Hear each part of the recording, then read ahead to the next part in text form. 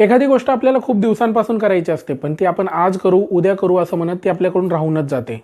आपल्या आवडीच्या ठिकाणी फिरायला जायचं, जुन्या मित्रमैत्रिणींना भेटायचं, फिटनेसवर काम करायचं किंवा स्वतःचं काहीतरी सुरू करायचं, सगळंच थांबलेलं असतं कारण आपण वाट बघत असतो एका योग्य आणि परफेक्ट वेळेची. आपल्याला असं वाटत राहतं की एक दिवस येईल, माझ्या हातातली सगळी कामं संपतील आणि मग मी मला पाहिजे तसा जगेन. पण खरं सांगायचं तर अशी परफेक्ट वेळ कधीच येत नाही. एकामागून एक गोष्टी आपल्या आयुष्यात सुरूच राहतात. आधी शाळा, मग कॉलेज, मग जॉब, मग संसार आणि शेवटी पोरंबाळं आणि त्यांचा सांभाळ. महिन्याचा पगार आणि बँकांचे हप्ते आपल्याला जागचा हलवून देत नाहीत. आणि हे सगळं सांभाळता सांभाळता एक दिवस आपल्याला अचानक लक्षात येतं की अरे आपलं निम्मं आयुष्य तर संपूनच गेलं. परफेक्ट वेळेची वाट बघण्याच्या नादात स्वतःसाठी जगायचं मात्र राहून गेलं.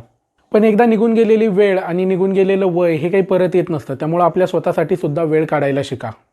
आणि म्हणून अगदी रोज शक्य नसलं तरी अधूनमधून काही ना थोडा ब्रेक घ्या. तुम्हाला जे खरंच करायला आवडते आणि ज्याच्यामुळे तुमचं फक्त शरीरच नाही तर मन सुद्धा जिवंत राहील अशा गोष्टी करण्यासाठी वेळ द्या.